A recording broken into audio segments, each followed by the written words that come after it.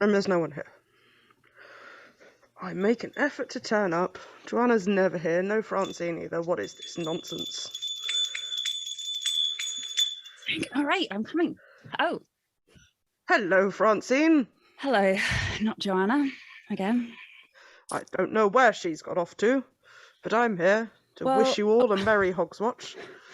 I assumed she'd gone out for a smoke, which is why I was a little bit indignant when the bell started ringing. But it's nice to see you, Hogfather. How's your year been? It's been a marvellous year. Has it? Well, I suppose it would be for you, wouldn't it? Jeez. Sorry. I've been locked in the Castle of Bones. Just me and my pigs. And the elves, but I don't really talk to those if I can help it. Well, that's why they're unionising. Yes, well, we won't discuss the elves' union on the... Don't want to spoil your podcast with filthy unions. Mm-hmm. Mm-hmm. Now, I've got some letters, Francine. Oh, have you? That's exciting. I've had some letters from your lovely listeners.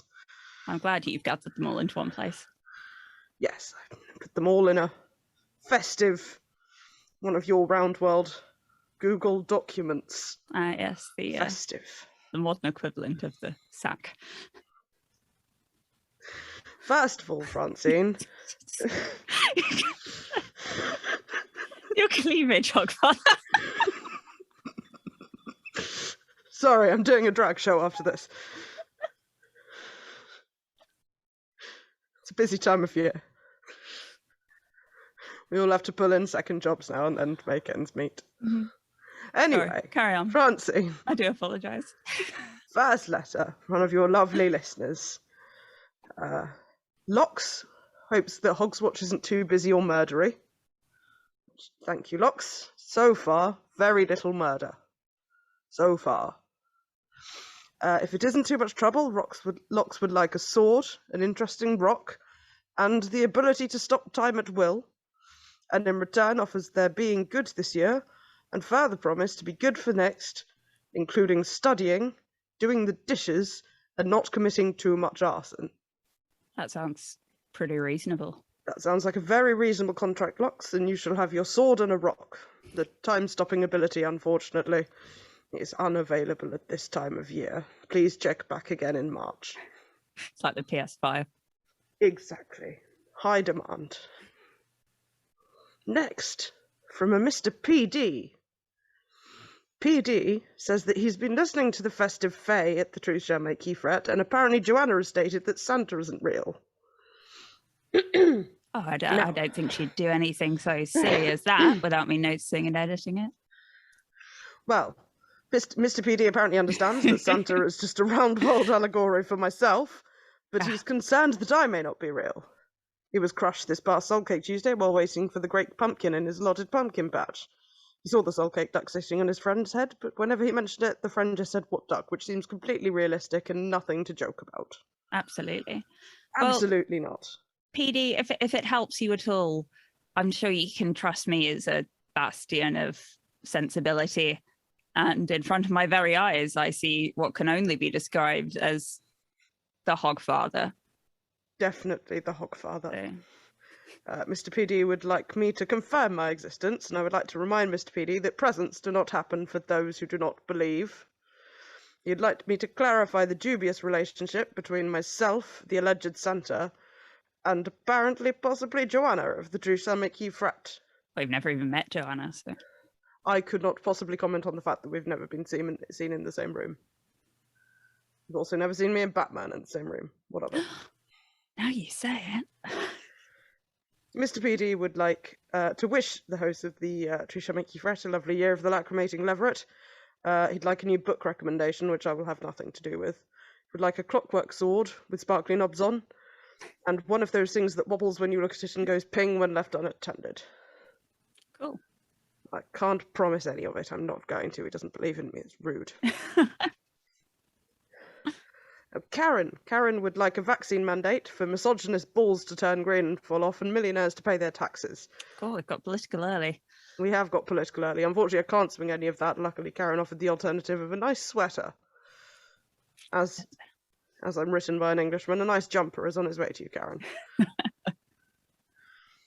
Melissa would like a copy of The Last Hero ebook because it doesn't exist on Kindle. Now, I'm Not in not this the host. dimension. I'm not the host of a popular Discworld podcast, obviously, but I would say if Joanna were here, she might recommend getting a physical copy of The Last Hero because the pictures are very good. They are very good. I can recommend that. I have that. Courtney's children have asked for a cat. Courtney would like me to not give them a cat. Oh. Courtney, I shan't bring your children a cat. Stacey would like some siege Guarantee. That is weaponry. the one guarantee of the truth shall make you fret. We will not deliver cats to your children. Neither will I. The pigs ate it. Stacey would like some siege weaponry. Stacey, you've been very good this year. You shall have a catapult. A large one. Boston and Slarty Bardfast, who I believe are cats that listen to the truth shall make you fret. They haven't been eaten by pigs, and they would like some catnip and a new hedgehog. I shall provide them with a hedgehog, unbuggered. Gotta be careful with cats and hedgehogs. Get worms. Madjo, lovely Madjo, has wished all a happy new year and wants less existential dread for everyone. Now, I can offer less existential dread, but while you continue to listen to the Truth Shall Make You Fret podcast, I cannot make any promises about the lack of existential dread in your life. You're a terrible PR person, Hogfather. Castle snacks and albatrosses, however, shall be in a plenty for all. And lastly, Bree. Bree has sent a lovely letter, and among other things, would like the sun to shove its head up a duck's bottom. I think. Bree, I don't know if you know this, but the sun and I have a very special relationship. We know each other, as it were, solstices and all that. So I've had a word, Biblically. and I have arranged for you that the sun shall indeed shove its head up a duck's bottom. And merry Hogswatch to you, Bree. Well, Francine, I must be off. Oh, good. I'm so sorry. I'm so sorry. I'm so sorry to have missed Joanna once again. Yeah, well. And also for the fact my voice is not quite so impressively deep this year. Well, it's the acoustics in the new flat, isn't it? It's well, it's not my flat. What you're talking about. It's a flat. It's definitely a flat. Yeah. Anyway, many deliveries to make. Have a lovely Hogswatch, Francine, and give my best to Joanna. And to you, Hogfather. Good luck. On Gouger, on Rooter, on Tusker, on Snouter.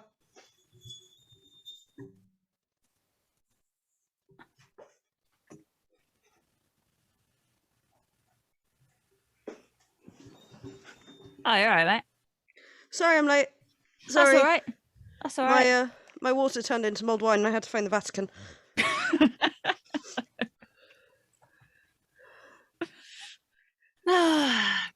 That's all right. Didn't miss much. Yeah, let's make a podcast.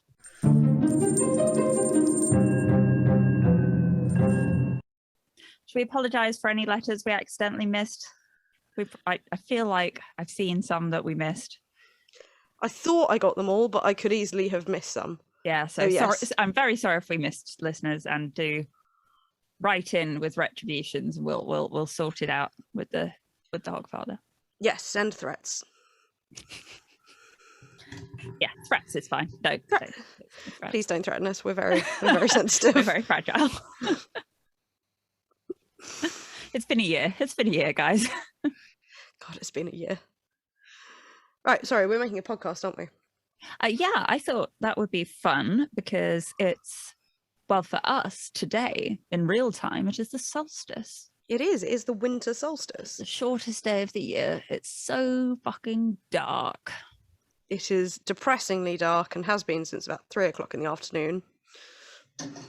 Yep. But from now, it's all on the up. It's all on the up. Days are getting longer.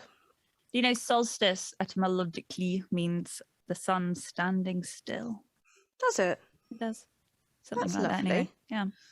Listen to that on a podcast about plants and the solstice today, which I'll link to in the show notes. Plants would say planthropology, or planthropology probably because it's American. It's good. Excellent. Shall I intro us properly? Yeah, go on then. Hello and welcome to The Truth Shall Make Ye Fret, a podcast in which we are usually reading and recapping every book from Terry Pratchett's Discworld series, one time in chronological order. I'm Joanna Hagan. And I'm Francine Carrel. And it's our festive Hogswatch extravaganza. Yay! Yay! We are, in theory, here today to talk about the TV adaptation of The Hogfather. Sorry, I've got a lot of bells. You watched it? I did. I watched it. I liked it. Well Spoilers. done. But we're going to talk about things first. Warning, spoilers. We're a spoiler light podcast. Heavy spoilers for the Hogfather TV adaptation and I guess the Hogfather book. Yeah, same plot. Since we just covered it. But we'll avoid spoiling any future events in the Discworld series, and we're saving any and all discussion of the final Discworld novel, The Shepherd's Crown, until we get there, so you, dear listener, can come on the journey with us. Reluctantly in a sleigh driven by your skeletal grandfather. Oh no, that's dark. All right, Francine. Jesus, sorry, no. On the Festive. wings of a raven. Much better, thank you, Francine. Still a bit weird, not festive. I'm sorry, I'm trying. Look, I'm wearing pink. Have we got anything to follow up on from our previous episode? Yeah, actually. Possibly the episode before last, a couple of our listeners got in contact about the folkloric traditions you mentioned. Ooh. So Sondervogel, the ever diligent researcher on our subreddit. At this point, we should be paying them. Yeah. Don't suggest these kind of things. They'll unionize. No. Listeners, don't unionize. Says wassailing seems to be connected to singing and going around offering a cup of wassail, an alcoholic, possibly, beverage to people. Don't know what kind of drink that is. There is an old German tradition in the south, the Kreisbaumloben, praising of the Christmas tree, where you go around your neighborhood or to relatives, praise them for decorating their tree so nicely, and you get some schnapps or any burned alcohol in return. Interesting. And then Nathan de Gargoyle on Twitter posted about hunting the wren, which is apparently a Manx tradition. And although they didn't kill any wrens, we, that is Nathan and co, did sing this song when I was a kid 60-ish years ago, which is the Hunt the Wren song. In this video sung by the Molag Band, and it was rather enjoyable, and I will link to it in the show notes. Excellent. Thank you, listeners. That's excellent follow-up for us. So today we are, as I said, we're going to talk about the Hogfather TV adaptation, but first we have listener questions. Ooh. You asked things, we're going to answer. We'll try. So apparently in his letter to the Hogfather, which I missed for previously mentioned miracle-related reasons, PD asked if we had any book recommendations. You go first. So first I'm going to recommend a book called House of Shattered Wings by Eliot Brulard, which is a fun one. I actually got it in the Buffering the Vampire Slayer Yola Bokaflod a couple of years ago. And I read it for the first time in lockdown last year, but while I had what may or may not have been COVID, so I had a horrific fever.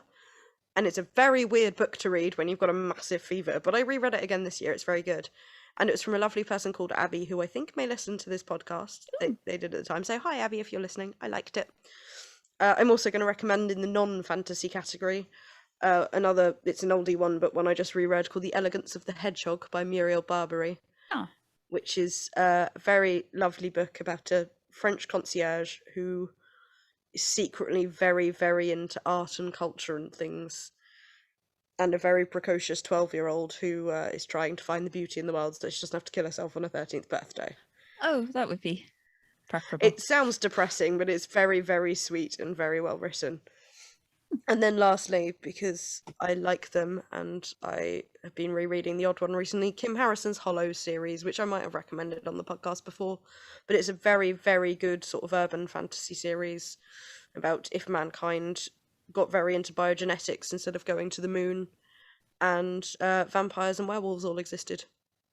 Cool. Also demons. So there's a weird mix of genetic science and hot vampires. Nice. Just what I look for in a series. What about you, Francine? What do you recommend? I've just been looking around frantically because I have a few written down, but I can't remember which ones I have recommended on the podcast before. So apologies if this is them. Station 11, Emily Sanjum-Mandel. Good post-apocalyptic, verging on sci-fi speculative fiction. Excellent. Which I believe is being adapted soon for the screen. So now's a good time to get in there and go, I read this already. The second one is H is for Hawk by Helen MacDonald, which is a non-fiction memoir, autobiography, journal type thing about receiving and training a bird of prey. Ooh. She was an expert. This one is particularly difficult. I think it's goshawk. It's a very difficult one. Hold on, I've got it right next to me. Yeah, it could be goshawk. There we go. Which Marvellous. occurred to me because birds of prey quite often mentioned. And oh shit, I had a third one written down. Oh, here it is. Yeah, The Way of All Flesh by Samuel Butler, which I haven't read yet, but Jack read out big passages to me, and I intend to read. And is an old book, which is very dryly amusing, and follows several generations, and it's just very droll kind of stuff. Excellent. Yeah, so I tried to go for a mixer. I like that. And as always, if you've not read any P.G. Woodhouse recently, Go and do read it. some Do P.G. yourself a Woodhouse. favour. Go on, it's Christmas. It's a Hogswatch, whatever. treat. Yeah, go on, do it. Next up from lovely listener Melissa, she would like to know what book we're most looking forward to covering next that we haven't covered yet. Which, do you have an answer? No, so let me think. Sorry. I missed that one. Focusing specifically on the ones that we're going to cover next year, and by the end of this episode, listeners, if you stay to the end, you'll know which books we're covering next year and in which order. I've also put them on the website. Oh yeah, right. On episode guide and schedule. Have you seen? I put 2 tabs on there now. There's released episodes and upcoming episodes. You're amazing. Last Continent, that's the one. That's what I'm looking for most. Yeah, because it's funny. I am looking forward to The Truth, partly because we're finally going to get to the one that inspired the name of the podcast. The name of the thing. The name they said the name of the thing in the thing. We're going to say that so many times when we record it. We're going to be really obnoxious. Oh god, yeah. But also it's just one of my favourites. It's that'll really be my fun. birthday. Yes. It's fun, it's clever, it's got one of the greatest names of any Discworld characters in any book. Yes. And I'm going to say it aloud a lot. Yes. Also, it's got one of my favourite characters who has the fantastic name. Good. So, yes, very much looking forward to The Truth. And then a couple questions from Mad Joe on Reddit. Hello. Hi. How many times do we reread the books for the podcast? For me, once. For me, I'd say 2 to 3 times, but I'm not sure the third one really counts. So I read in our week off between books, I read the whole book without taking any notes. So I have a vague idea of A, where I'm going to break it up into sections, and the sort of flow of the whole book and where I'm going to want to talk about what. And then each week I read the section that we're going to cover and do all my post-it notes, and then I go back through it to go through all the post-it notes and write it up into an episode plan. But I'm not sure I really count that third one as a proper read, because quite often it's a skim from note to note. Yeah. But then I get distracted and start actually reading it. And yeah, I can't read something twice in a row. That's well, it gets broken up. Yeah. I don't just read the book 3 times because I would hate that. It was bad enough actually with the Hogfather thing. I knew I wanted to watch the whole thing at least once, but I wanted to also enjoy watching it without worrying about taking notes, so I ended up watching the whole thing twice. Right. And that was a bit much. Yeah. So yeah, I simply did not take notes. Excellent. Well done. Well, I was trying to do other things at the same time in my defense. I was wrapping presents. My first watches, I watched it like while eating dinner and knitting and stuff, and then my second watches, I watched it while taking notes, but also knitting and stuff. I didn't take that many notes, so I was not as thorough with this as I have been with other things in the past. That's fine. An individual questions from Madjo for Francine. Where did you learn to paint watercolors? Your art looks really good, both what they've seen online and the lovely Christmas card they may have happened to receive. Thanks. I learned here in my house because lockdown happened and I was sick of not being able to do art. So I started learning how to do watercolors. You had some good internet places, didn't you?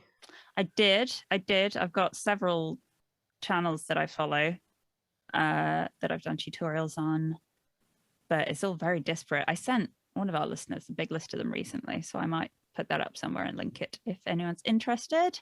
Yes. Do some links in the show notes. And just video tutorials. It's one of the few things I will watch videos for, because I usually hate learning off of videos, but obviously for...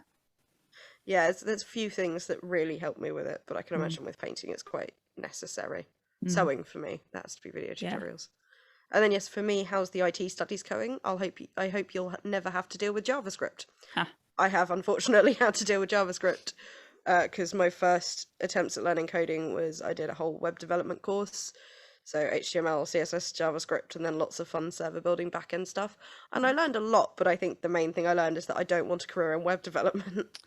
Yeah, I did the front end part of that course, so we've done the same JavaScript fun. It gets worse when you start doing servers and things. I'm sure, that's why I didn't do it. But now I'm learning C++, which is like JavaScript with knobs on. I'm actually quite enjoying it though. Oh, good. Does it just make more? Is it a bit more logical than JavaScript? It's not that it's more or less logical. I think it's that JavaScript has given me enough of a grounding that things that I really struggled to understand during JavaScript and had to do 2 or 3 times, I now don't have to with this. Sure. But also I'm only about a third of the way through the course and it looks like it's going to get a lot more complex because you're more directly interacting with like where things are being stored in memory and stuff. Which is fun and terrifying. So I'm going to finish my C++ course and then I'm going to do a course on specifically C++ and the Unreal Engine and start making little games. Little games. Fun little games to play. Yes, thank you, listeners. I'm looking forward to it, making games and stuff. But yes, thank you, listeners, for lovely questions. Thank you for letters to the Hogfather. Again, apologies if we missed any. We did try very hard to catch them all. Yeah, we have too many open channels of communication. I say that I like having them all because it's nice to just flip between them and see things. But when it comes to when we've asked for something specifically and not specifically said where to put them, this is entirely our own fault. Yeah. Oh, also shout out to Tanya on Facebook who messaged me a very, very old handwritten recipe for molasses cookies from her grandmother. That as soon as I can get some molasses, I'm going to try making. Nice. Oh, I think I have some molasses. Oh, awesome. Melissa gave them to me before she moved back to America. Sweet. Shout out to Elizabeth, who sent us a very lovely email about how nice we are and suggested we sometimes have a bit on the podcast where we read out the nice things people say about us. So thank you very much, Elizabeth, but we're not going to do that. I can't do that. There's too much shame here. Yeah, no. You can't expect us to do things like have pride. But still, thank you. It was a very lovely email. It made me smile. Yeah, we do read the nice things and enjoy them very much. Yes. I try and reply to them. I don't always remember, but I try and reply to them. Should we take 5 and then should we talk about the Hogfather? Yeah. So, the Hogfather. Specifically, the TV movie adaptation. So this was the first live-action proper Discworld TV adaptation. Did it come before this? Yeah, this was made in 2006. I believe Colour of Magic was 2008. Why is it so much better? Good grief. We'll get to that. We will. So this was made in 2006 by Manchester-based production company The Mob, with Pratchett's close involvement. He's in the credits as mucking about with. Thank you, Mark Burrows. Your marvellous book, The Magic of Terry Pratchett, available from all good retailers and Mark's website. Quite your shilling, but no, you're right. Yeah, you should get that book. It's a very good book. It's one of the first live-action screen adaptations. The storyboarding for the film was by Stephen Briggs, who drew the streets of Ankh-Morpork on the Discworld map. And I believe he's also the guy who did a lot of the theatrical adaptations. He's great. Yeah. And Bernard Pearson was also really heavily involved with some of the look, especially the look of Ankh-Morpork, which I think is why it's so accurate on screen. Like, the locations are some of the best parts of the... Yeah. None of it was jarring, which means it was all good, if that makes sense. It's not just, I think, that Terry Pratchett was heavily involved, it's people like Stephen Briggs and Bernard Pearson were involved, who are big parts of the Pratchett extended universe family. They get to design canon. Yes. and their designs very much are canon. Fun fact about it from Fabricate AD and PVNC on our subreddit. All that talk of piles of teeth reminded me of a fun fact about the Hogfather special. At the UK Discworld Convention 2008, the director and producers made an appearance and said that when they made the special, they found out it would be cheaper to fabricate millions of fake teeth than it would be to animate them with CGI. So the pile is a real pile. And this person, somewhere in their garage, has a handful of eerily white plastic teeth from the huge sack they brought to the convention. Well, what a goodie bag. Which follows up with another fun fact that after filming his cameo, Terry Pratchett was stopped by customs at an airport in Australia because he had a large box of plastic teeth from the set, and the officials were quite distressed by it. Yeah. Though obviously he explained the situation and pointed out they should probably be more concerned with the large box marked death. Yeah. It's as we found out in the last episode, it's really hard to focus on anything else when there's piles of teeth, though. Piles of teeth. Piles of teeth. Right, I'm going to try and keep the piles of teeth chat to a minimum because this is a fun, festive episode. Seems fair. Yes. Seems fair. I'm not going to obviously summarise the plot because it is the plot of the book and we just did 3 episodes on that, so... Yeah, all right. Listeners, you should know by now. But it's a good one. Good. It's good. Did you enjoy it? I did very much, actually. Thank you. Yep. Much more than the other TV adaptations we've watched. I was not under duress watching that. You do seem a lot less filled with rage than you were when we recorded our episodes on the Colour and Magic adaptation. But I wasn't sure if that was because you like this more or just because there's not a general election happening right now. Well, I like it more. There are also other awful things happening right now, so... Yeah, good point. Should we talk about the casting? Should we talk about the casting and the characters? Yeah. So that was Susan. Fantastic. Portrayed by Michelle Dockery in one of her very first screen appearances, actually. This is pretty much her screen debut. What else has she done? You know, I'm shit with faces. She's very good. Imagine her saying Cousin Matthew. Oh! It's Lady Mary Crawley. Of course she fucking is. God's sake. It took me... I was trying to, on my first watch, like, not get IMDb out because I knew I'd eventually have to do it for the podcast. So I spent, like, most of the first episodes... The story is split into 2 90-minute episodes. I don't know if we needed to mention that. I spent most of the first episode going, what have I seen her in? What's she done? What's she done? I gave up. The voice is familiar. I managed to mentally put short dark hair on her and worked out that we had Lady Mary. Well, she was very good as Susan. She also did the squeaks of The Death of Rats. And The Death of Rats is credited as Dorky Hellmice, an anagram, I know words, of Michelle Dockery. Very good. Took me a second to remember what anagrams were there. I was about to say it was an allegory.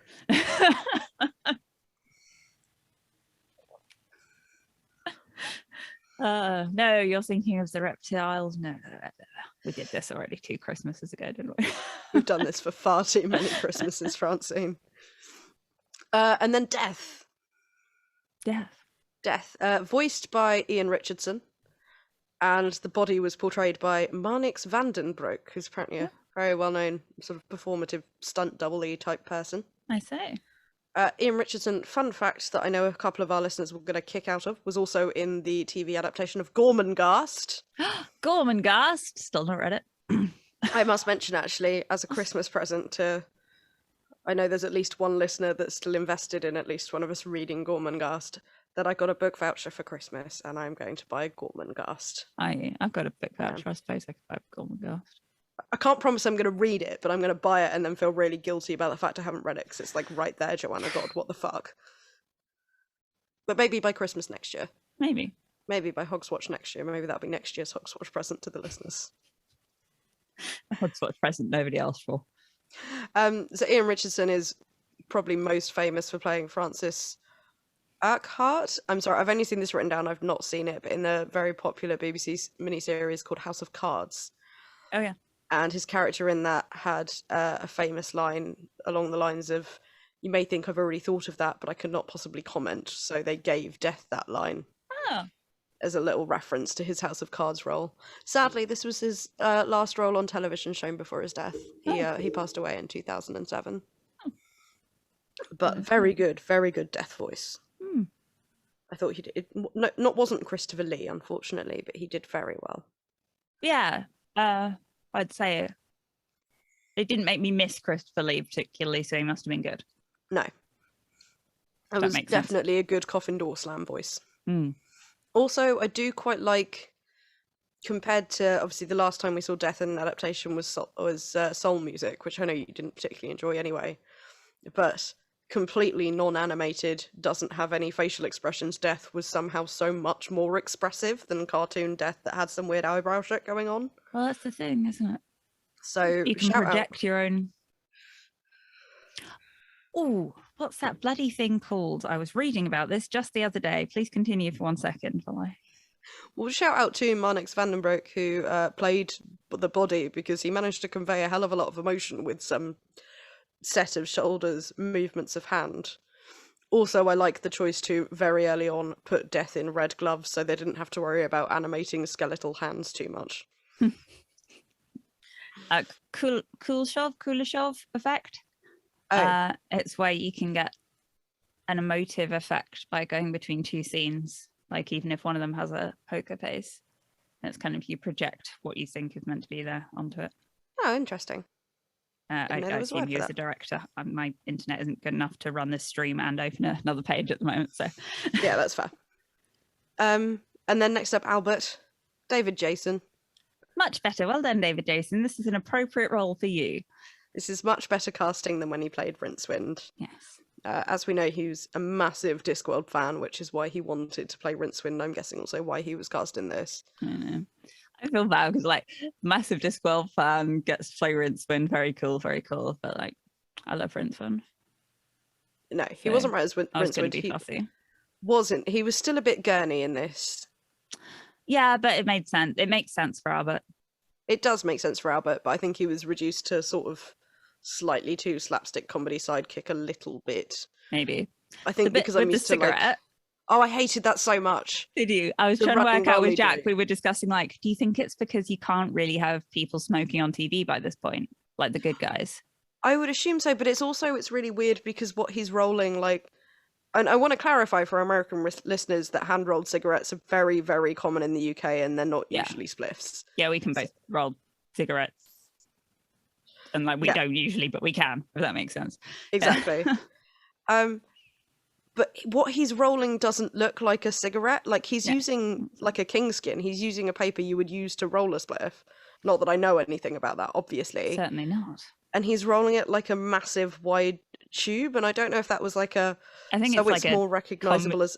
a comic effect thing, surely. Yeah. I'm assuming it's a comic effect thing, or like so it's more recognisable as a cigarette to an American audience. Yeah. Rather than a rollie that might look too much like a spliff. But yeah, no, it irked me. It was an annoying running joke. Oh, I found it quite funny. I found it... I didn't want a cigarette, which probably helped. Yeah. It's just not even so much I wanted a cigarette. I just wanted to not see one rolled that badly. Also, the bit where he gets the paper stuck to the lip, like, actively made me cringe because I've experienced that in winter. Yeah. But no, it was much better casting than when he was in Colour of Magic. Like, he is the right look for Albert and the right age. And he's a good actor, despite all my bitching last time. And the gurning was not so bad. And then Tea Time, Tia Time. Mark Warren. Yeah. What did you think? It was so hammy. Yeah. Like, if it had just been dialed back a little bit, I think it would have been really good, but the voice was just slightly too cringe for me. The look was perfect, and all the mannerisms were great, and the laugh was great. I just, like, the voice could have just been scaled back a tiny bit and not quite so... It's very, very creepily breathy and high-pitched. Yeah. I quite liked it. I thought it was pretty good. I think he was never going to be as scary as the one I made in my mind. But... yeah, true. I thought he was... I thought he did well. He definitely wasn't He, despite him having the mad contacts in, he doesn't have mad eyes. Doesn't have them. No, he doesn't. You can't fake mad eyes like that unless you're like an incredibly horror actors. I think probably master at some of them, but yeah, he doesn't have the sort of wide-eyed 1,000-yard stare thing. The kind where you realize very quickly in a conversation you're speaking to somebody that may at any point take what you're saying the wrong way and start a physical fight with you. Exactly. Yeah, he didn't quite have that. But for all that, like I said, I think he looked exactly right. And that started my whole thing of, how many of these actors do I just recognise from Doctor Who? Well, in Britain, we have a pool of about 20 actors to choose from. I nearly, if I hadn't had a horrific fever yesterday, I would have made a graph with how many actors have been in Casualty, The Bill, Doctors, Grange Hill, and Doctor Who. Joanna had her booster shot, by the way. She's not ill. She's fine. Yeah. Sorry, that sounded very dismissive. I mean, we've had people write in before saying... No, I'm fine. I have my COVID booster and it didn't massively agree with me. But many lateral flow tests have been taken and they're all negative, so that's good. But yeah, so Mark Warren, who played Tea Time, was in an episode of Doctor Who called Love and Monsters, generally considered one of the very worst ones. Oh no. Which one was it? It's the one where, God, I don't remember. It's got Peter Kay in it, and there's like a really intense Doctor Who fan club. And then the woman who played Moaning Myrtle in Harry Potter was also in it, and she got turned into a slab of cement at the end. Oh, which Doctor was it? David Tennant. Yeah. It's David Tennant, and I remember want to say Peter Martha. Kay being, yeah. It's just kind of considered a shit one. It's not a great episode, but I think I just dislike Peter Kay. But he wasn't in this. Medium Dave was played by Peter Guinness. I thought him, Banjo, and Chicken Wire were all really good casting. I think they did a really good job of a bunch of thugs you'd find down the pub. Yep. It was very weird for me because I can't help but feel mildly comforted whenever I hear a Geordie accent because it's half my family. So it was very weird. The criminal sounded really Georgie and a bit of my brain went, family, no, criminal. Well, in this, they weren't really as violent as they were in the books, were they? So yeah, it glosses over why. So Peachy and Cat's Eye are all folded into Chicken Wire, and it glosses over why he's called Chicken. Image. Just fold them in, Francine. How do I fold it? Fold it in. I'm sorry. So yeah, Banjo was played by Stephen Marcus, and Chicken Wire played by Craig Conway. And yeah, I thought it was really good casting. Mm-hmm. Medium Dave also managed to be just a little bit more sympathetic as well. I don't know why. I thought he was very sympathetic in the book. So. Well, he was sympathetic in the book. Maybe I don't mean a little more. I mean he played it well enough to. Yes, he was sufficiently sympathetic. Thank you. That's better. Yeah, despite having a much shallower role in it than he did in the book, he played the same. He brought out the same emotions. Yeah, he was good. Who else do we have? We have Mr. Brown, played by Jeffrey Hutchings, who, fun fact, also played the Picture Imp in The Colour of Magic. That was a fun fact. And then, of course, the Wizard Sydney. Oh, he's very good. That was Nigel Planer. It was. That's. Is he in the Young Ones?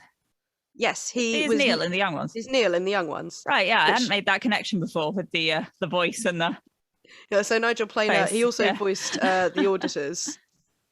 Ah, yes. But he's done a lot of the audiobooks and voices in the video games. I listened to a third of Hogfather with him narrating. Yeah. I feel like his character in The Young Ones, Neil, was also a bit of inspiration for some of the students that hang around the high energy magic building. Oh, I hope so. Especially the description of Adrian Turnipseed as just a nose pointing out through a curtain of hair. Like I feel like there's a spiritual link there. I want to rewatch The Young Ones now. Yeah, me too. I just want to look at Rick Mail doing stuff. Yeah. Oh. Anyway, but also I thought. Sorry. Enter the man who has no underwear. Ask me why. Why? So the pants haven't been built yet. They can take the job on. Woof. Woof.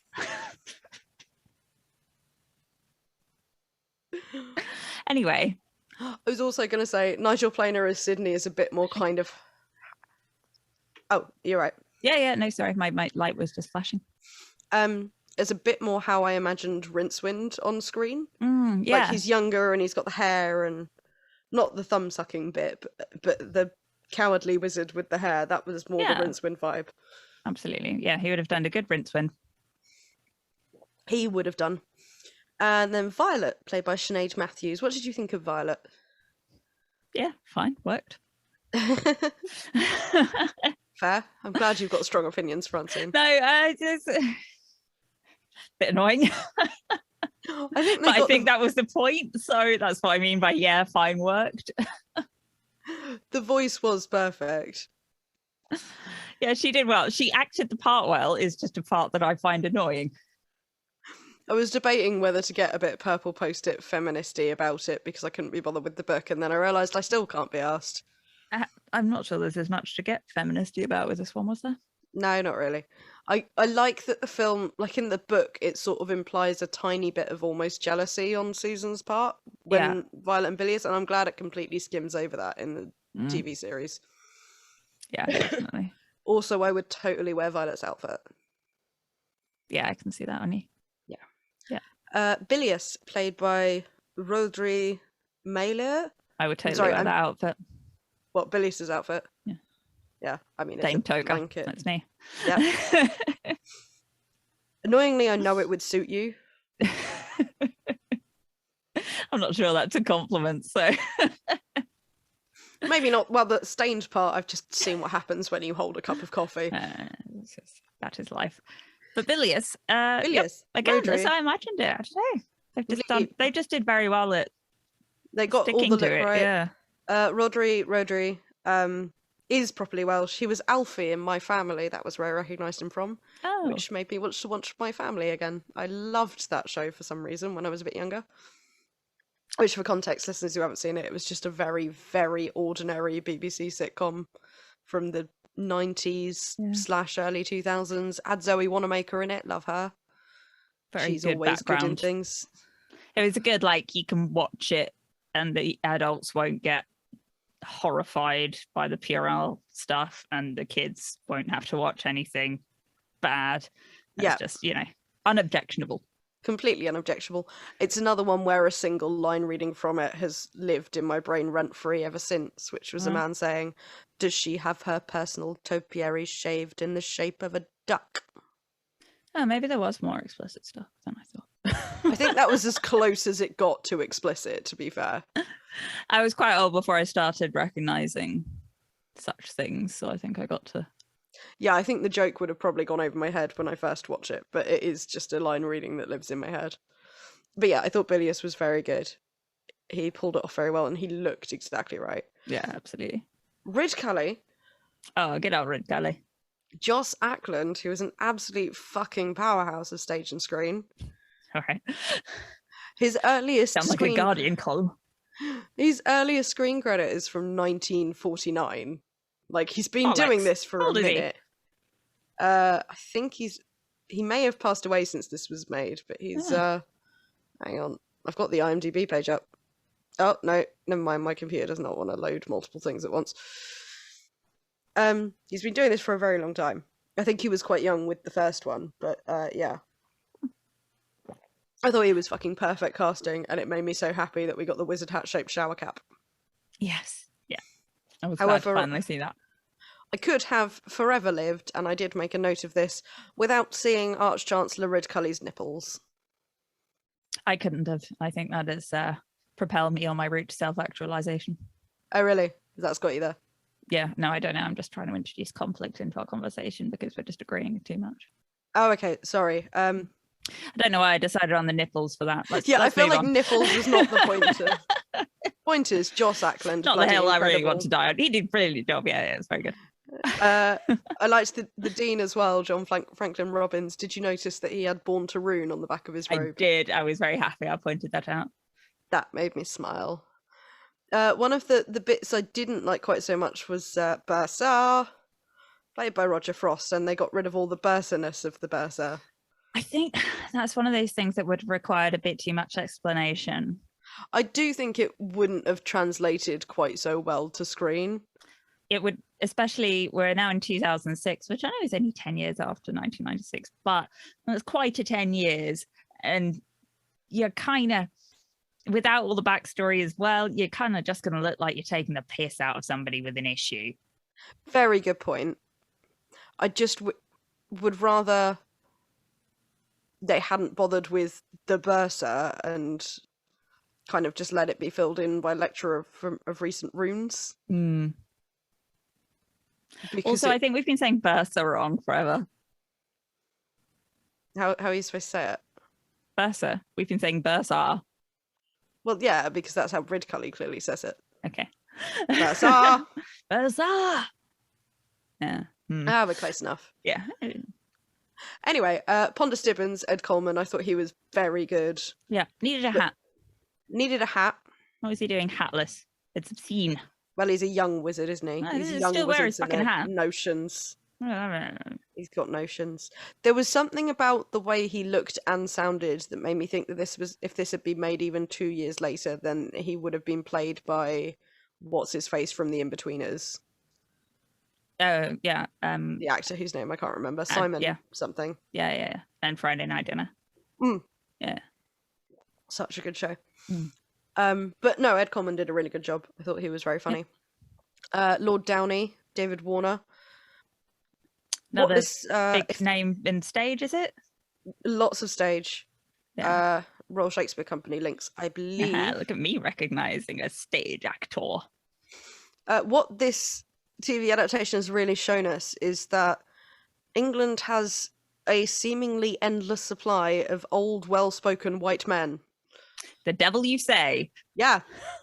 Shocking that in the English acting world, there's a lot of old, well-spoken white men. It's actually our only manufacturing industry still left.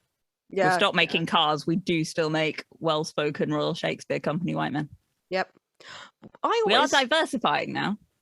Yeah. Do you just mean Idris Elba? No, not just him. Others. Look, I can't name any other actors.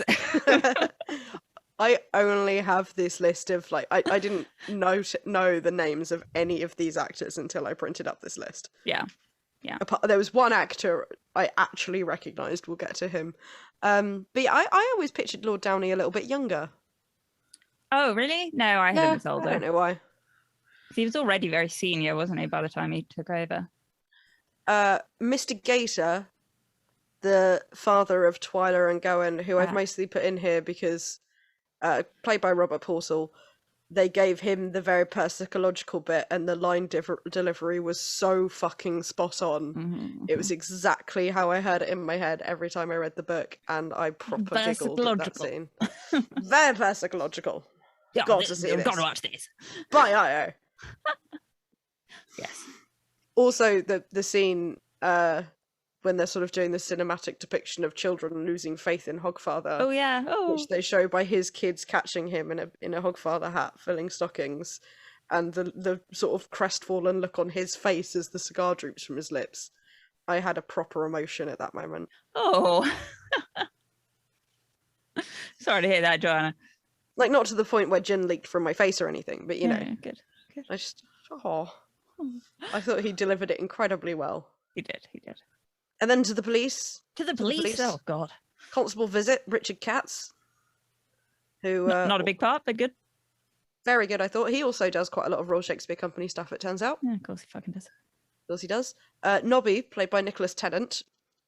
I thought that was very good Nobby casting. Having said multiple times on this podcast, you can't really put Nobby on screen. They did it very well. Yeah, he was good. You could believe that man needs a piece of paper to say he's a member of the human race. I liked his little kid smile. His little... Yes. I thought it was really sweet. Also, he's was also in The Colour of Magic. He played the librarian before the librarian got turned into an orangutan.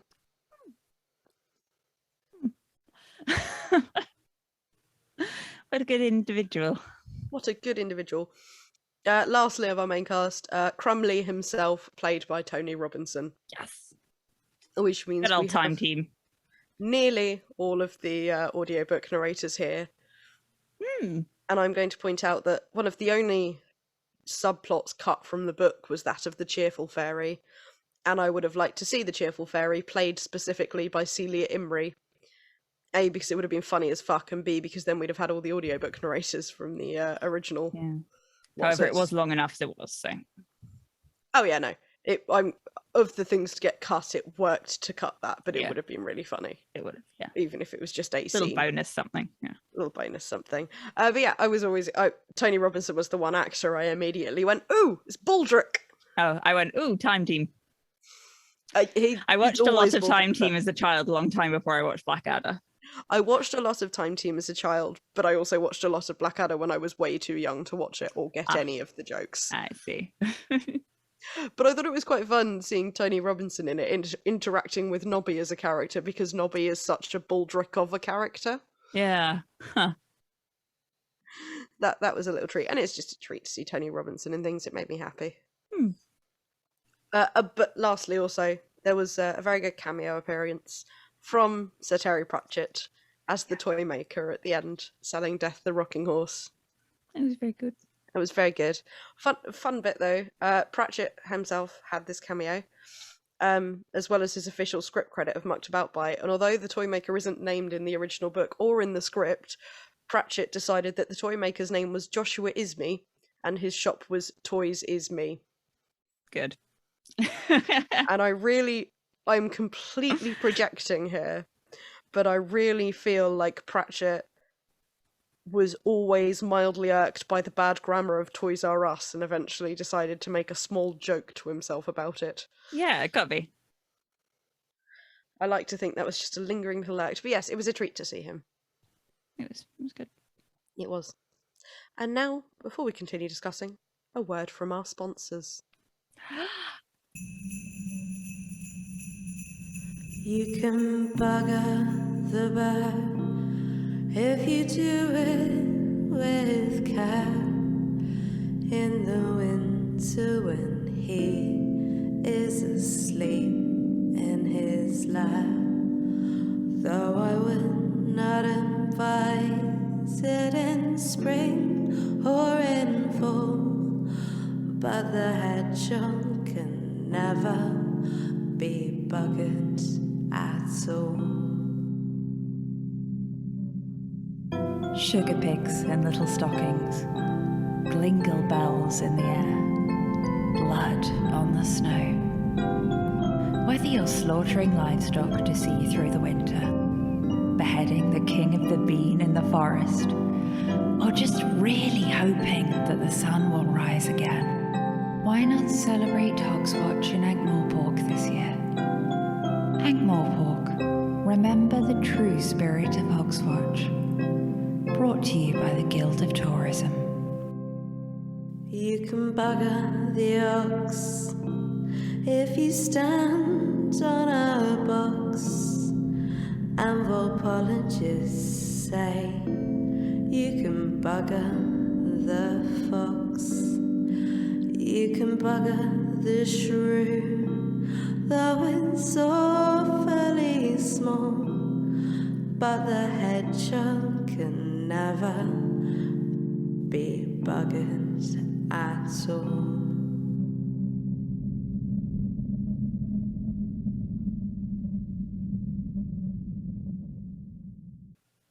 Wasn't that a lovely word from our sponsor? Oh, yes. I What a feel treat. very commercially stimulated. Francine. I shouldn't speak. As we're doing a podcast, Francine, Okay. Yeah. I'm going to recommend a certain amount of speaking. Okay. Otherwise, I'm just going to monologue for the next half, and no one needs that. Oh, let's not pretend you wouldn't enjoy it. Right I'm until the prepared. end when your voice ran out. Anyway, should we actually talk about the Hogfather beyond casting and characters? That'd be nice, yeah.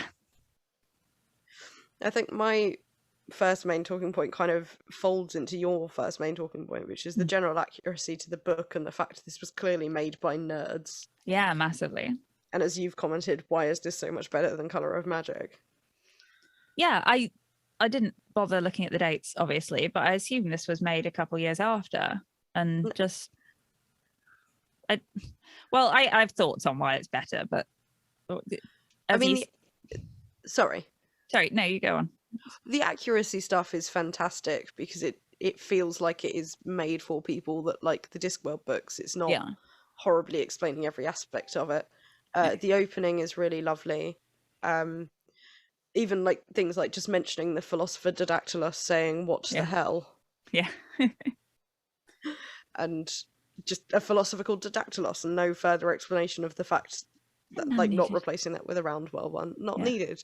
I already mentioned, you know, Stephen Briggs and Bernard Pearson working on the storyboarding and the city design, which I think is why that's so accurate. I mean, all the locations are amazing. Like, didn't the Tower of Art look fucking huge? The Tower of Art looked huge and intimidating, and how it should. Yeah. The whole Unseen University looked like pretty much how I pictured it. Yeah. The monochrome in Death's Domain, I thought that was really fantastic. The way it's Jack not pointed quite out in black that, and white, but it looked like Susan was green screened on, which I didn't notice, but because the mask they've used, obviously, to make her saturated still. Yeah. It wouldn't have shown up on a screen at the time. No. Put it that way, yeah. And Susan's look as well, like, obviously it doesn't have the explanation in the book that she has things like her hair restyling itself when that seems like a needless expense, doesn't it, for that? Yeah, but so just making her, when she goes into like Death's granddaughter mode, looking, her hair just all expanding and looking a bit curlier as she's got her cloak on, and the matching her cloak and Death's death cloak having like the sort of matching brooch thing in the middle, I thought was a really nice little touch. Yeah, especially as they kept the bit where tea time was like found in twerp's peerage. Yes, I'm really glad they kept that in. Although they did explain the dog Latin joke. They did. I don't mind that quite so much. No, I mean it's one thing when it's written down and you can look at it properly, but otherwise you're gonna have to pause, rewind. Yeah. I love that Hex had an anthill inside sticker, and it's the Intel inside logo. Absolutely. Hex is also exactly how I imagined, and again, like, just little details, like there's a paper party hat on Hex, which is a throwaway line in the book, but they've bothered to do it. Yeah, it's very cute. And they've got the ear trumpet and the massive keys. The ear trumpet, the massive keys, the pluses, which again, melon redo from start. Also, Hex has great handwriting. I noticed Ridcully had the exact expression we would have when a computer said something similar to us. That's fair. I've definitely had programs put out things like that. So yes, marvellous acting from Joss Ackland. Who'd have thought it of him? The kids painting thing as well was exactly the right level of weird. Especially they cut away to a kids painting that didn't have the gap. Interestingly, didn't they? It did in the landscape. It was a bit of a weird choice, but it worked. Oh yeah, and the water going through Susan's fingers, like, that was odd. Yeah, 2006, not massive budget CGI. That was pretty good. Yeah, I guess like if you are making it look unreal. Yeah, it worked. Yeah, that was very cool. But yeah, to your point, it's definitely a much better adaptation than Colour of Magic and Light Fantastic. But I think the book lends itself better to adaptation. I think that's a huge part of it. For sure, it's a lot more. Although it kind of goes through various dimensions, it's more contained. It's in several locations, but they are locations generally. Yeah. And they are not, it's not trying to do some grand journey like in Lord of the Rings or in Colour of Magic. There's also, I think, the fact that it's a Christmas story helps lend it an air of pantomime. And you can forgive a lot more in a pantomime than you can in a fantasy. It had a similar feel to Muppets Christmas Carol. Yeah, which that is kind of thing, you know. Favorite Christmas movie. And I don't know. I think because you got time to focus on some of the cool detail they put in. I don't.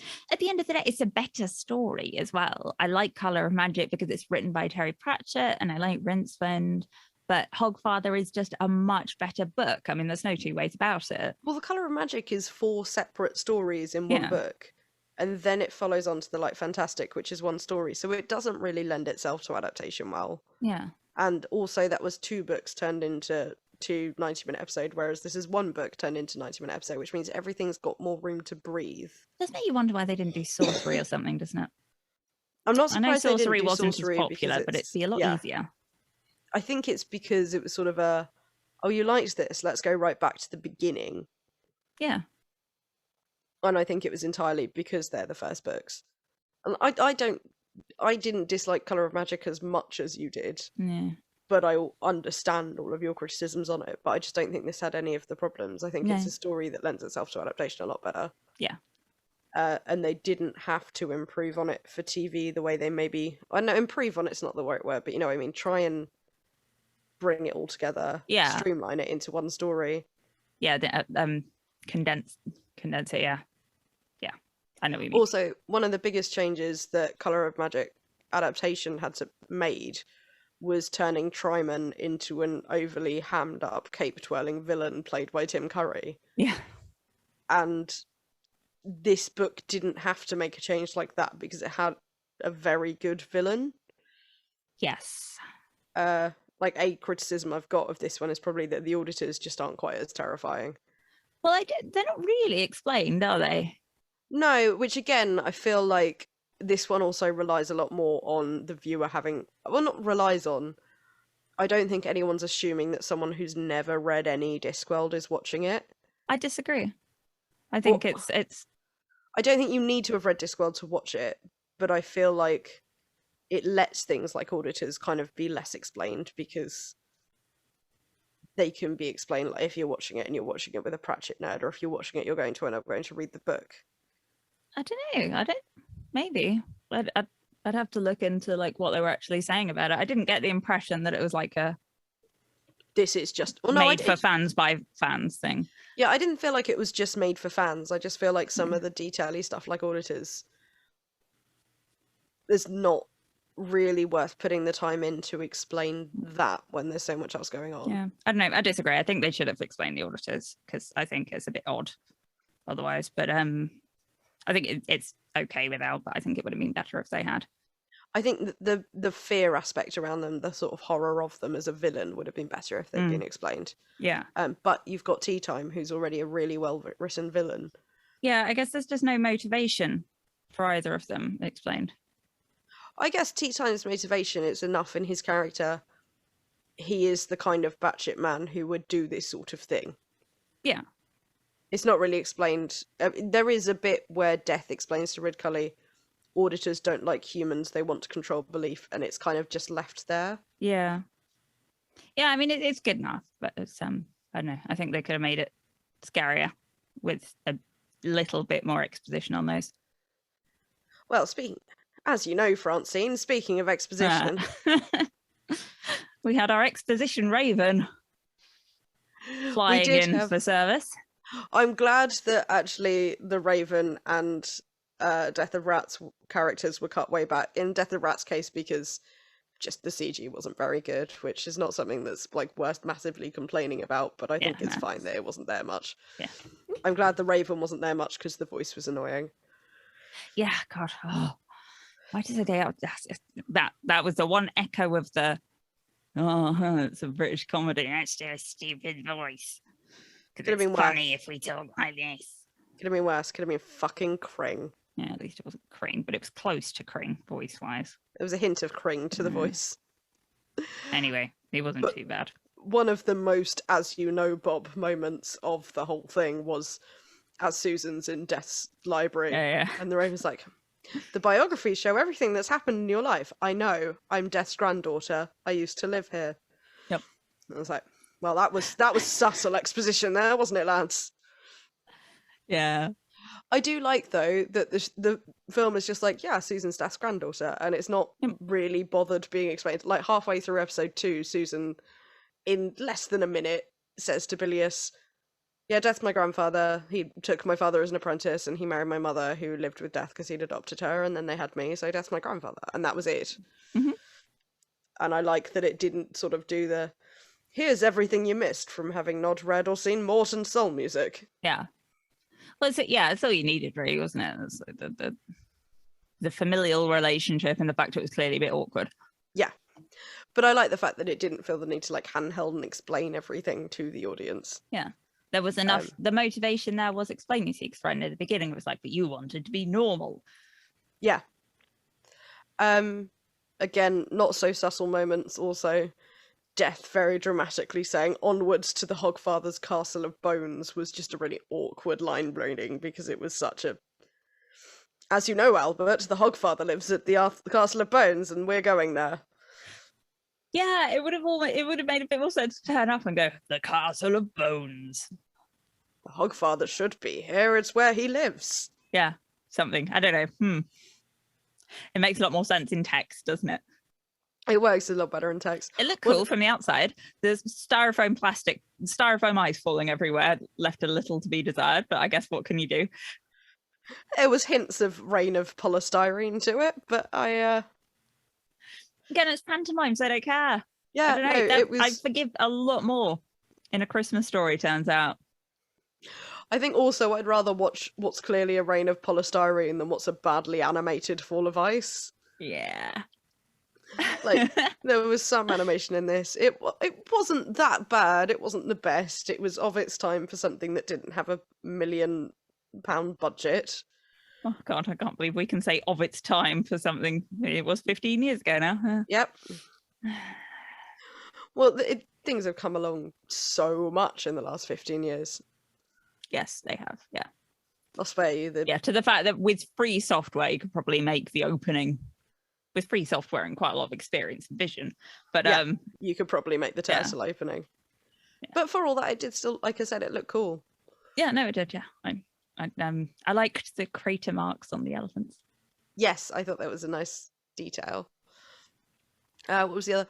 A good sort of exposition-y moment is what is in the book a good few paragraphs of explaining that Mr. Brown is the best locksmith in the business. Is Tea Time says, we've got a locksmith, Mr. Brown, and Dave and Chickenwire do a very nice, as in, yes, we approve, that is the right locksmith to get. And that's all, that's the 2 paragraphs just handled in a single nod. I thought that was a really, really good moment. Yeah. You get the bit about him knowing Bandos and his mum before he's shut downstairs. Yes. And that's, that's good adapting, that is. I think the moment with Ernie, I understand why it was cut, but again, it took away some of the motivation of Tea Time. It's not quite the right word, but you lost the humanization of his first murder. Yeah, true. Fun fact, again, Ernie, I can't remember the name of the actor, but it's David Jason's brother. Oh, there you go. They kept it in the family. That was nice. Cute. Streamlining. They did streamline the story a bit in places. Mm-hmm. And I think it worked. I don't think they... Like I said, I kind of missed The Cheerful Fairy just because I think it could have been very funny. And just as England has a wealth of old white British well-spoken dudes, it's got a fairly good wealth of middle-aged and up women. And you could cast quite a lot of them, but I wouldn't have wanted Celia Imrie just for the nice... get the set of audiobook narrators. Yeah. The King Wenceslas parody was The King of the Beans. A loss, I thought, yeah. But I can understand, again, it's a bit of a... it's a very depressing scene, isn't it? It's hard to make that bit funny. It's a depressing scene. Also, the sort of really wretched, powerful humility and weird pride of the person being given the meal. I think you couldn't get that across on screen quite as well. I think you could with a good actor, but not in a way that's at all festive. Exactly. I feel like it would have ended up being hammed up to the point of cringy, or been a very weird, like, depressing drop that would have messed with the pace a bit.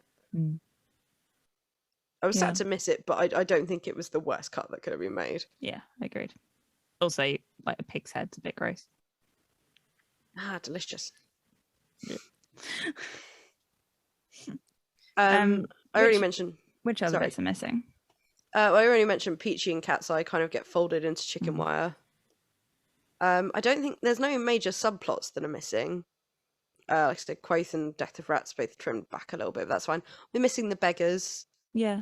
And the fine dining restaurant subplot, but again, I don't think that's a huge loss. I don't think you could ever really portray Fowler Ron's smell. No. And the restaurant scene could have worked, but probably quite a big budget. Yeah, that many actors. That many actors, it's a whole another set. Yeah. There's also just, they make the plot and the stakes a lot more obvious from the beginning. Mm. One of the things I talked about that I liked. Dramatic point to end on in episode 1, didn't you? So exactly, and like I talked about in the book, I really liked how subtly like the Tooth Fairy stuff was built up to. Yeah. But I think it worked in this to just have it there. You actually see them kidnap the Tooth Fairy. You see the piles of teeth really early on. Yeah. You establish the stakes much earlier with Tea Time monologuing around the pile of teeth about how he's going to control the belief of all the children. Like, it makes the plot a bit more obvious and spelled out, but I don't think that's a bad thing for a TV adaptation. No, certainly not a two-parter festive thing. The Tooth Fairy's bit was trimmed down. Like, there wasn't the whole, and the fire chased away the shadows, and yeah, understandable. Because bit hard to again portray without doing a whole thing. Bit hard to portray without doing a whole bit. And kind of bringing me on to my next point as well, which is how the horror in this generally the edges have been filed off. Mm-hmm. But by getting rid of Peachy and Cat's Eye and generally sort of trimming back the role of the businessmen, it also trims back a lot of the horror of the different fears chasing them. Yeah. Obviously, Sydney gets the scissor monster, which is fine. I don't think you need it's harder to build in the childhood bully backstory. Yeah. Without like an awkward flashback and casting some irritating child actors or something. I'm glad they didn't do that. So we get the scissor monster for him instead.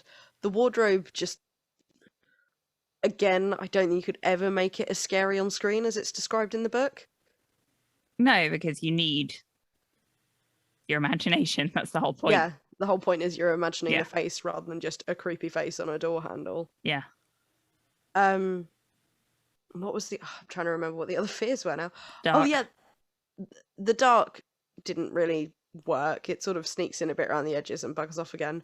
The Ma Lillywhite bit I thought was probably one of the worst bits of the adaptation. Yeah. It just sort of, look, a projection of a woman shouting. Yeah. Because Ma Lillywhite is less built up, which is fine. You don't have as much time for it. You did manage to have a few lines about, I remember her strangling a goose or whatever the line was. Strangling a man with his own leg. That's the one. Yeah. I'm not sure why I was thinking of a goose. It might have something to do with a TikTok I just watched. I'm just thinking about geese. Sure. Aren't I always, on some level, thinking about geese? But yeah, it wasn't scary. It just looked like a very awkward projector. Yeah. Or like a Star Trek sort of hologrammy thing. I mean, like old Star Trek hologrammy thing. Yes. Yeah, no, it was there. But then I guess because she wasn't built up, it didn't matter that much. It didn't matter that much. If you look at it on its own. Medium Dave's death was a bit... Yeah, a bit odd. Yeah, he just sort of, scary hologram lady, die. Mm-hmm. Mm-hmm. So I think that kind of not blur, but, missing some of the creepiness and horror. The whole thing was just a bit too hammy to be as horrifying as the book in, which again is fine because obviously it's a festive TV thing. Like, a lot of these aren't really... Do you know what it was rated originally? I think it was a 12. I've got the... Yeah. Or it might even be a PG. I've got the DVD case, but it's the other side of my microphone, so I'm not getting it. Cool. But yeah, there was no... It was all very bloodless. Yeah, which leads me to think they were trying to play for a PG. Yeah, I think you're right, and it probably was a PG, especially because I think it was shown at like 6 or 7 on the evening, like Christmas Eve. Yeah. So it's weird because it doesn't shy away from the death. Like, you see a lot of the guards murdered, you just don't see any blood. Which, okay, that's fine. I don't mind seeing murder without blood in a PG thing, but it meant you don't see the blood on the snow bit, and I think that bit really missed something. I wonder how they'd have done that though. Well, the thing is, you see a dark liquid on the snow that is clearly meant to be blood. True. It's just not bright red. Yeah. It's like menstrual adverts, isn't it? You can't show blood on the television. I was half expecting like the blue tampon water. Blood on the snow. Exactly so. I can't. Why is it not easy to find what something was rated? I guess on TV it's not rated, is it? It's only when it comes out on DVD. It did have like a brief cinematic release, but I think it was like one showing. It did. There was Pratchett posted on the alt.fandom group about it. There were a couple of tickets left, and he was saying write in to apply. By this point, by 2006, Pratchett was not active on forums, so there wasn't really a lot for me to dig into there. But yeah, because we've talked about that before, haven't we? And we just decided it was not worth it. 12 on DVD. Oh, it was looks it like 12? by the time it got to Blu-ray. Oh no, here it is. PG on UK. There we go. Found it. So yeah, that I reckon is why they cut off so much the scariness. Yeah, that makes sense. I mean, things like the bogeyman doesn't really translate well to screen. No, and also considering actually how much of the book really does rely on you just remembering your childhood fears, it's amazing how well they did do. Yeah. Like, so much of it is just, hey, remember the irrational terror of your unbuilt mind. But fun TV show. But I think the thing that honestly was a lot less horrifying than imagining was the piles of teeth, because I think they just looked they looked sterile. plasticky and fake enough that which is fine. Honestly, I didn't need to see that. It's fine. The noise wasn't right either. The noise wasn't. Thank it kind God. of looked like a pile of Lego. I think if I were trying to make the noise, like I was saying, I feel like I'm gonna get into sound effects for a bit, because that seems like something I don't have time to do. Yeah. I might use like ice cubes or something. Yeah, you need some liquid to the sound. Like dice, like a set of dice in with some ice cubes, or do you know what I mean? Well, dice were made with things like bone and ivory for a very, very long time. Oh yeah, that's what I'm thinking of it. Clickety clickety click. It is that kind of sound.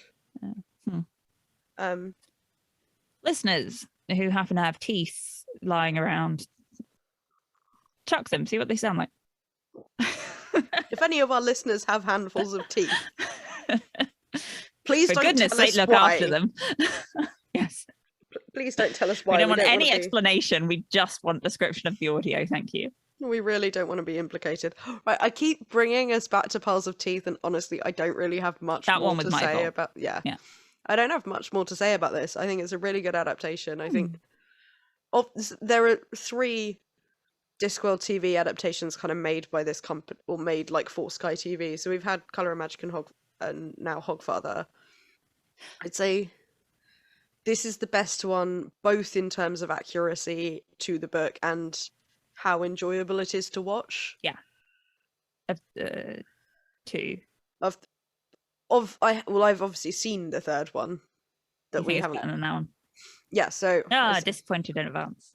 Well, no. So Going Postal is the other one that's adapted, and it is not quite so stringently accurate to the book, but it is a lot more fun to watch than the Colour of Magic one is. Okay, cool. The guy they've got playing the main character is exactly right. Cool. It's very, very good casting. That's good. Look forward to that one. What did you think of the end scene, by the way, the Hogfather yelling into the sky? I quite like that. I thought that was really good. Liked that. I think that seeing the sun come up and the big roar and the... Well, I liked that. I didn't mention this already, but I liked the look of the Hogfather in general. Him having his little tusks. Yeah, they did well. They copied the illustration. Yeah, very well into a costume. It was very, very good. One thing they changed to make a bit happier was the little poor kid got his stocking full of things.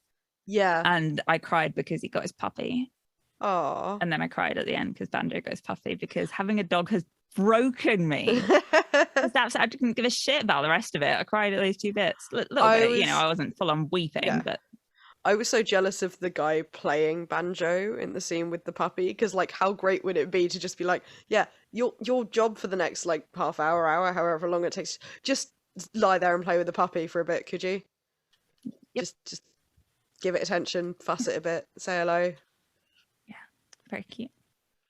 That was very sweet. I like that bit. Yeah, you got his puppy. Again, not a criticism. I understand why, but all the socioeconomic stuff definitely did not get interrogated quite so thoroughly. No. I like that they bothered mentioning it at all, though. Yeah, there's sort of a flail towards it at that scene, but because it kind of ends there. Yeah, it was kind of like the Death's response to it was more like, but it's Hogswatch, not, but that is incredibly unfair on a basic level. Yeah. But, you know, what do you expect if it's going to make it to TV? Yeah, no, that's fair. I mean, the scene almost feels like it's asking you to agree with Albert that jam tomorrow is best, and it was, no, I want jam now. Fuck you. Yeah. Oh, I've got jam. Should I have some toast? I don't have a good attention span when watching things. That's fair. I think I did at that point go and make some toast. Good. I'm happy for you and your toast. But yes, I don't think I have much more else to say about it. Other than, well done, everybody. Very good job. Yeah, no, I liked it a lot. I do think I am slightly more lenient towards stuff like this near Christmas, as you are. Yeah. There's something about the general festiveness. Well, if we hadn't covered this at Christmas, I'd have probably found a lot more to bitch about. Well, Colour of Magic we did watch at Christmas. But it wasn't... I think it's watching the Christmassy thing at Christmas. Yeah. I'd have found a lot to bitch about if I'd had to watch a festive thing not near Christmas. The rest of the world doesn't really do panto, does it? No, I think we've talked about this briefly. I don't know if Australia does, maybe, but America doesn't seem to. I think we've talked about this briefly on the podcast before when I've tried to sort of explain what panto is to our non-English listeners. Oh, no, you didn't. Oh, yes, I did, Francine. Joke. Brief explanation. I won't go into the history of it, although I kind of did. Please don't. Yeah. No. It's 9:30. For some of the history of pantomime, join our Patreon and listen to my Down the Rabbit episode on clown makeup. But it's a weird British theatre tradition, usually at Christmas, and they are plays often adapted from various fairy tales. It's supposed to be funny and something for all the family. There's usually songs, but it's not a musical. There's lots of grown-up jokes that the kids won't get. In the same way that a Christmas cracker joke is generally accepted to be unfunny, but because everybody knows that, it's okay. That is a pantomime. Yes. Also, cross-dressing is a big part of it. There's usually a dame, which is a man dressed as a woman, but not really drag, but sometimes played by drag queens. Yeah. There's also usually a principal boy, so usually there's a lead girl and a lead boy, and the lead boy is more often than not also played by a girl. I had to be in a panto of Robinson Crusoe once, and it was fucking horrific. Yeah. That was no offense. No, it was fucking terrible. The director, who is not a man I am friends with anymore, thought it would be a good idea to do a bad cover of the Banana Boat song called Robinson Home from the Isle of Wight. Oh. Yes, the big central joke of the play was that actually we'd got shipwrecked on the Isle of Wight. Spoilers. For a panto, I was in like 8 years ago. Fuck me, that was a long time. 8 years ago. Might have been. No, I wasn't. I wasn't drinking by then. 6 years ago. 5 years ago. 4 maybe. It wasn't very long ago, really. It's over 5. Okay. I'm going entirely on the length of hair I had at the time. Sure. That's how I remember things, Francine. Well, we've devolved away from Hogfather. Before we go into the last few bits of the episode, what are you doing for Christmas, Francine? We haven't talked about what we're doing and our Christmas traditions and things yet. Oh gosh, Sid asked me that at the beginning of the night. Sorry. No, it's all right. It's just my brain's melted now. It's not very fucking exciting, Joe. It's still pandemic. Dad's gonna come here. We're gonna have a quiet Christmas dinner. That's Excellent. it. Same. Yeah. Same for me, but your dad's not coming here. No, I don't really have any. Well, you've got mates coming over, haven't you? No, I've got my friends coming over for Christmas lunch. And then if no one's got COVID, other people are welcome to turn up in the afternoon for a bit of cheese and a glass of whatever. Yeah. Yeah.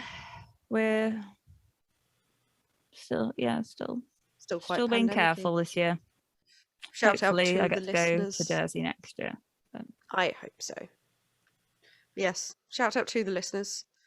If you're having a shit Christmas because of COVID, we're here for you in spirit, if not literally, because yeah, I'm the spirit of Christmas. Potentia. I am the ghost of Christmas. Fuck, I forgot to put the potatoes on. Yeah, so as you can tell, we're really effective. We're very positive Christmas carriers. So, We are I here was for much you. more positive about Christmas 2 hours ago, in fairness. I'm It's sorry, just I made you talk. don't be sorry. It's just stop apologizing. I can't help it. It's who I am, Francine. I feel very bad about do you everything know, all of the time. actually, I was trying to find the word sorry in our transcript for a couple of episodes ago because I needed to replace another thing of it when there was a noise over the top of it. And so I Control F, sorry, and I said it more times than you that episode. So that is progress. Well done, Joanna. Getting over my Catholic guilt. Yep. One of my New Year's resolutions has been to apologise less in emails. Has it worked? Well, it's still December, so I haven't. Well, it was your officially last year's started one, yet. wasn't it?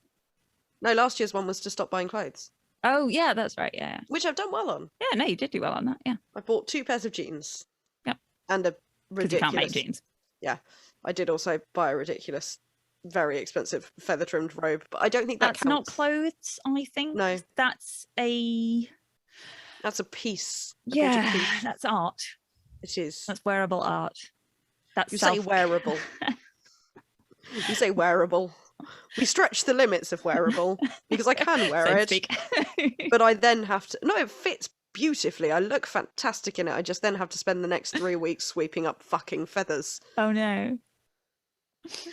Oh, I want some stupid pajamas one day, but what am I going to do in them?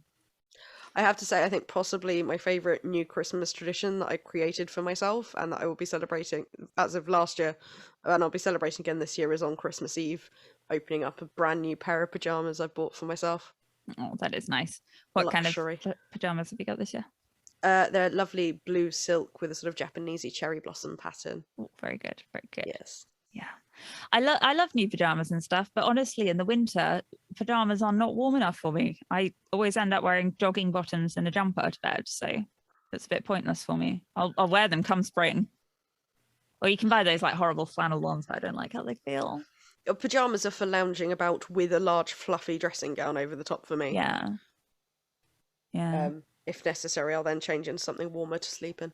I used to do a lot more daytime pajamaing, but last 2 years, obviously, a lot of it's been at home. So a lot of my wardrobe's kind of transitioned to comfy around the house clothes anyway. Yeah. So I have a lot more trousers that don't have any kind of structured waist to them. Which is really just as well, because I can eat as much as I want without changing. Excellent. Don't you hate having to change your trousers after dinner? There's a reason I wear these big poofy skirts, Francine. Ah, smart. Stomach room. Right, I think we've devolved far enough away from the Hogfather that I can round us towards the end of the episode, can't I? No, I suppose. First up, shall I tell listeners what's coming up? Sure. For the next 12 months. Oh. So, we have listened to the people who responded, and we are not going to bother doing an episode-by-episode recap of The Watch. Honestly, I think I would have refused to, even if everyone had said we should. So, yes, you're welcome to do that on your own.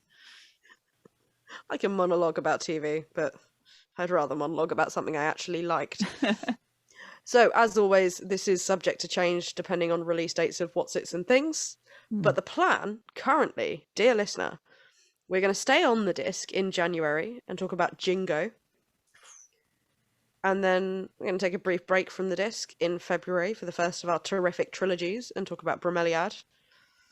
Terrific Trilogies is a working title for the season, but like... Cool. I can't think of anything as good as Pratchett. Rule of 3. Rule of 3 season. Rule of 3 season. Rule of 3 season. Ah, Rule of 3 season. Thank you. See, this is... Listeners going to treat us workshopping live on the podcast. In March, we're going to talk about The Last Continent.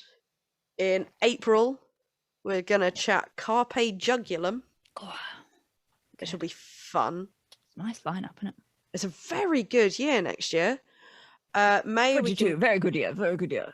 22, very good year. May we continue the rule of threeson, it's the thing now, with the Johnny Maxwell trilogy. Which I've never read. Me neither. Not even once. I don't think I've even got them. No, me neither. So that'll be fun. New for both of us. June, we're going to talk about The Fifth Elephant. Yes. And despite the fact it's literally only referred to in the title, I will use this as an excuse to rewatch The Fifth Element. Excellent film. Yes, all right. You don't have to. It's fine. Good, thanks. In July, we're going to talk about The Truth. Will it make you fret? You say the name of the thing in the thing. We might say the name of the thing in the thing, listeners. We're very excited. In August, we are going to take our summer holidays and have a month off. We've earned it. Maybe. September, we're going to talk about Thief of Time. October, we're going to talk about The Last Hero, which get the one with pictures in. They're good pictures. Yeah. And then this is dependent on release dates, but we've penciled in quite possibly talking about Series 2 of Good Omens in November. Maybe. We may end up rearranging the whole year if it gets released earlier. Yeah, we will shift a lot of things around in order to be weird about David Tennant on air. And Michael Sheen. And Michael Sheen, yeah, I mean. Different kind of weird about Michael Sheen. Socks in a bath. What a treat. Socks in a bath. If for some reason Good Omens Series 2 doesn't come out at all next year, then we'll be talking a bit about the science of Discworld instead. Yep. And in December, as we reach our 100th episode, and that's just our 100th official episode, that's not including all the bonus shit we do. Yeah, I wonder when we'll hit that. I'll work it out. Probably pretty soon. We will be talking about the amazing Morris and his educated rodents. Fuck yes. So ready. So ready. Oh my god. Probably need to buy a new copy. Mine's falling apart. It's very well loved. So that's next year, listeners. Yeah, I've got that on the website. I'll link it in the show notes so don't feel like you need to memorize that. I hope you didn't already. Patreon listeners can also look forward to continued journeys down rabbit holes. In fact, we've got another one coming up very soon. And as soon as we know what we're going to do, we'll probably let you know, record it and then release it. Probably just do it. Yeah, that's what we've been doing, isn't it? But any new patrons can catch up to the several ridiculously long PowerPoint tangents we've been able to go on through the freedom of also any whatever the fuck we want. Also, any non-patron listeners who've chosen to watch this on YouTube, you can regularly watch the video versions of the podcast on Patreon. Yeah, so for goodness sake, why? I will say I'm not usually wearing makeup, so not this much. Joanna always looks that good, so you can at least look forward to that. Usually not so much me, I'm afraid. If my cleavage is what sells it, then let's go with that. Cleavage and a skull mask.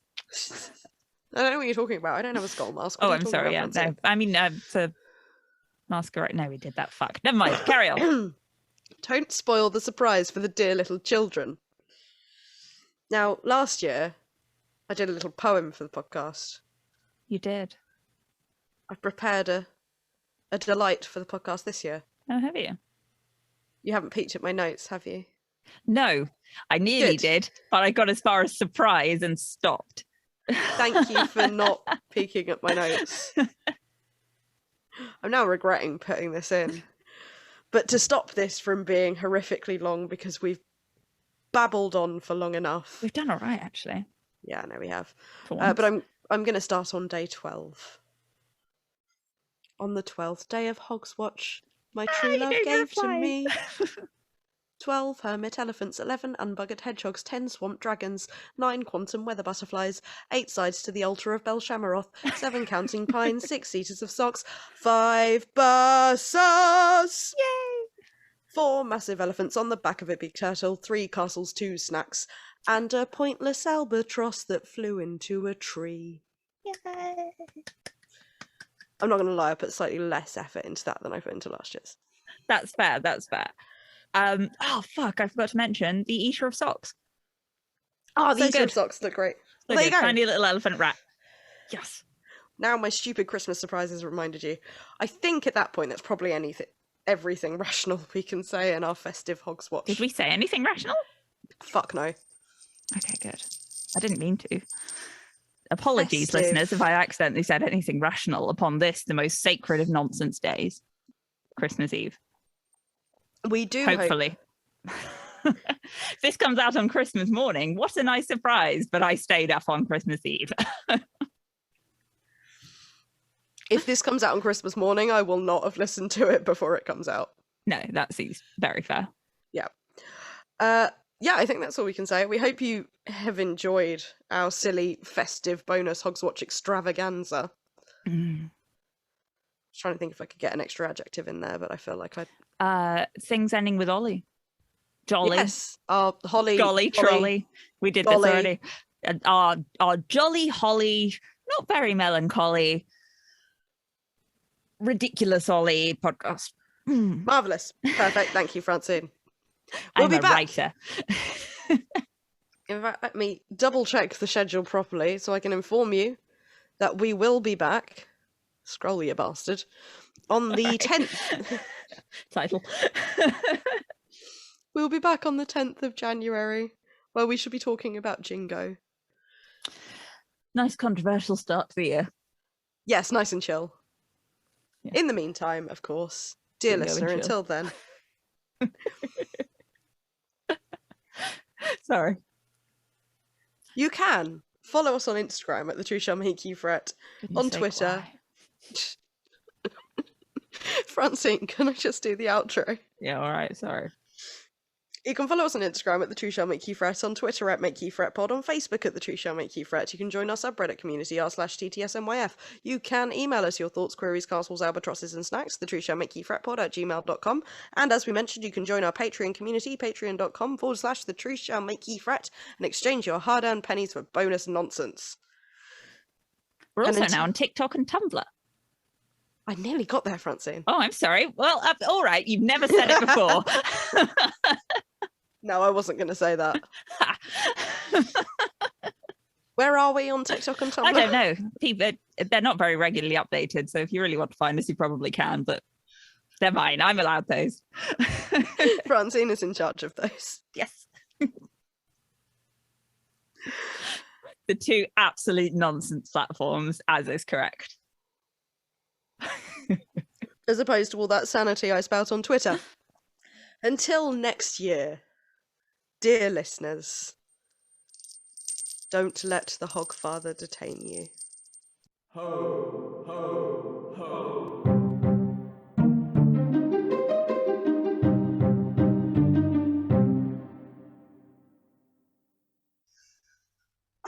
I have bells, I think I'm sitting on them. Two can glingle at that game. This beard is definitely not going to stay on, I've just blue tacked it to the mask.